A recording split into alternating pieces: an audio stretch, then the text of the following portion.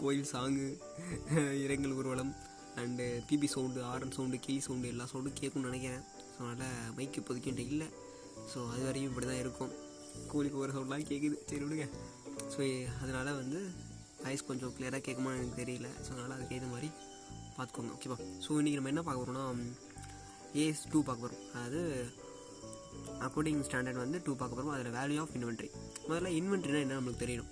இன்வென்ட்ரினா என்ன? இன்வென்ட்ரினா ஒரு நடவடிக்கை, ஓகேவா. ஸோ இன்வென்ட்ரியில் 2 டைப்ஸ் இருக்குது. ஒன்று பர்ச்சேஸ் அண்ட் சேல்ஸ், ஓகேவா. ஸோ அது அந்த மாதிரி நம்ம பார்க்க வேணும். நம்மளுக்கு பொறுத்தவரை இன்வென்ட்ரி என்னன்னு மட்டும் பார்ப்போம், ஓகேவா.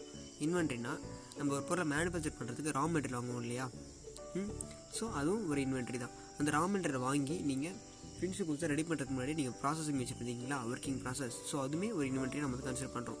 இது இல்லாமல் ரா மெட்டீரியல் வாங்குறீங்க, அது ஒர்க்கிங் ப்ராசஸ் வைக்கிறீங்க, தென் அதுக்கப்புறம் அதை ஃபினிஷ் கொடுத்து மாற்றுறீங்க இல்லையா, மாற்றி செல் பண்ணுவீங்க இல்லையா. ஸோ அதுவுமே இன்வென்ட்ரி, ஓகேவா. ஸோ இந்த மாதிரி நம்ம சிம்பிளாக புரிஞ்சுக்கிட்டால் தான் ஈஸியாக புரியும். அதாவது raw material inventory, then working ப்ராசஸும் இன்வென்ட்ரி தான், இன்னொன்று ஃபினிஷ் கோர்ஸும் இன்வென்ட்ரி தான், ஓகேவா. ஓகே. ஸோ நெக்ஸ்ட் பார்த்திங்கன்னா நான் இன்வெர்ட்டர் என்னன்னு சொல்லிட்டு ஒரு கொஞ்சம் டீட்டெயிலாக கீழே கொடுத்துருப்பேன். ஸோ வேணுங்கிறத செக் பண்ணிக்கோங்க, ஓகேவா. சிம்பிள் தான், நான் சொன்னது மெத்தட் தான் இங்கேயும் இருக்குது. நான் பார்த்துருக்கேன். அது மாதிரி எக்ஸம்டட், அது இன்வெர்ட்டர்லாம் எல்லாம் இல்லை அப்படின்னு சொல்லிட்டு ஒன்று கொடுத்துருக்காங்க. இது இல்லைன்னா ஸோ இது நம்ம AS7 பார்ப்போம். ஸோ அது நம்ம நெக்ஸ்ட் வீடியோவில் பார்ப்போம், ஓகேவா.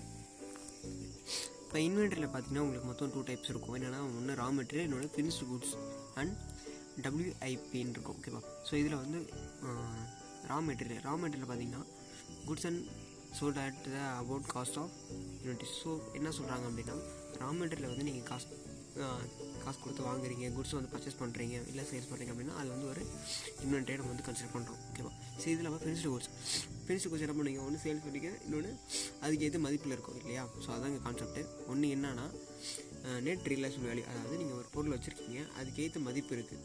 அதாவது நீங்கள் ஒரு பொருளை 3 மந்த்துக்குள்ளே அதை நீங்கள் பணமாக மாற்ற முடியும்னா அது தான் நெட் ரியலைஸ்டு வேல்யூன்னு சொல்லுவாங்க. எப்படின்னா இன்க்ளூடிங் நான் எதை சொல்ல வரேன்னா, இப்போ ஒரு பொருள் இருக்குது, அதோட மதிப்பு பார்த்திங்கன்னா இப்போ இந்திய மதிப்புக்கு உள்ள போகும்.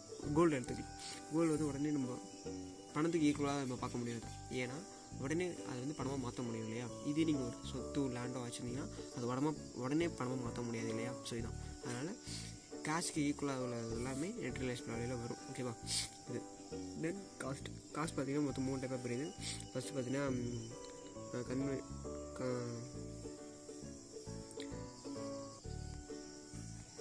Convenience and cost of business and another காஸ்ட்னு சொல்லிட்டு இருக்குது. ஸோ இது எல்லாமே காஸ்ட்டில் இன்க்ளூட் ஆகும், ஓகேவா. ஸோ நான் எக்ஸாம்பிள் சம் ஃபார்மேட் மட்டும் காட்டுறேன், ஓகே.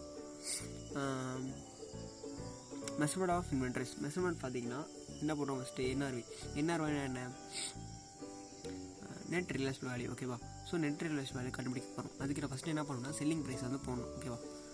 செல்லிங் ப்ரைஸ்னால் அந்த மொத்த இயரோட செல்லிங் ப்ரைஸ் கொடுத்துருப்பாங்க. ஸோ அந்த செல்லிங் ப்ரைஸ் நம்ம என்டர் பண்ணுறோம். அதுக்கப்புறம் காஸ்ட் ஆஃப் கன்சம்ஷன், ஸோ அதை நம்ம மைனஸ் பண்ணோம். தென் அதோட cost of insecurity to make the sold, so அதையும் நம்ம மைனஸ் பண்ணி நம்மளுக்கு நெட் ரியலைஸ்டு வேல்யூ கிடைக்கும். அந்த நெட் ரியலைஸ்டு வேல்யூயும் போன வருஷம் காஸ்ட்டையும் நம்ம ஈக்குவல் பண்ணி பார்க்கும்போது நம்மளுக்கு எது கம்மியாக இருக்கோ அதை தான் நம்ம எடுத்துக்கணும், ஓகேவா. ஸோ அதை நம்மளுக்கு நெட் ரியலைஸ்டு வேல்யூ, அதாவது இன்வென்ட்ரியை மெஷர்மெண்ட் பண்ணுறதுக்கான ஃபார்மேட்டே தான், ஓகேவா. நம்ம சம்ஸ் பார்க்கும்போது இன்னும் கிளியராகவே புரியும். ஸோ அதனால் ஜஸ்ட் இது ஒரு டைம் பார்த்துக்கோங்க, ஓகேவா. ஓகே, தேங்க்யூ, பாய். நெக்ஸ்ட் மீட் பண்ணலாம்.